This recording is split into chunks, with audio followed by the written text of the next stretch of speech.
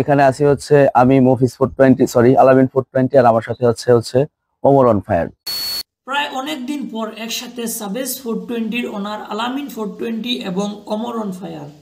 আপনারা নিশ্চয় গত 2-3 দিন থেকে ওনাদের এই ভিডিওগুলা ফেসবুক ইউটিউবের মধ্যে দেখতে পারতেছেন। ওমর ভাই নিঃসন্দেহে হচ্ছেন বাংলাদেশের একজন জনপ্রিয় তরুণ সেলিব্রিটি ও কন্টেন্ট ক্রিয়েটর, যিনি সবসময় আপনাদেরকে ফানি কন্টেন্ট দিয়ে আপনাদের মনোরঞ্জন করে থাকেন। আর সাবেজ 420 ওনার বিষয়ে আপনাদের সামনে কি বলবো, ওনারে হয়তো অনেকজন চিনেন না, কিন্তু উনি হচ্ছেন অনেক বড় মাপের একজন কন্টেন্ট ক্রিয়েটর।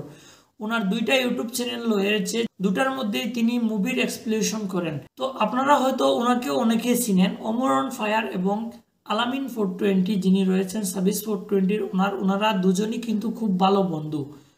ওমর ভাই প্রায় সময় মানিকগঞ্জ আসলে আলামিন ভাইয়ের বাড়িতে আসেন এবং এখানে এসে তিনি নিজের বাড়ি মনে করে ঘুরেন, ওনার সাথে থাকেন।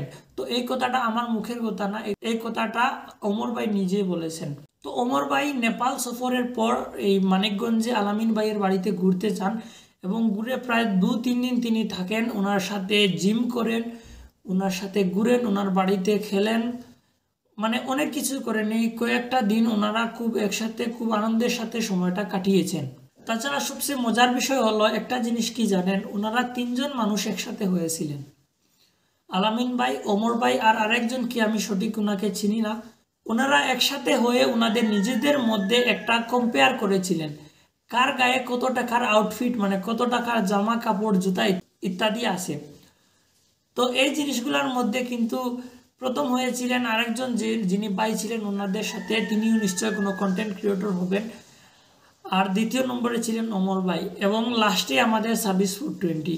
তো ওমর ভাইয়ের ফ্যান কে কে আছো অবশ্যই কমেন্টে বলে যাবে, আর চ্যানেলে নতুন হলে সাবস্ক্রাইব করে রাখবে পরবর্তী ভিডিওগুলো দেখার জন্য। ধন্যবাদ।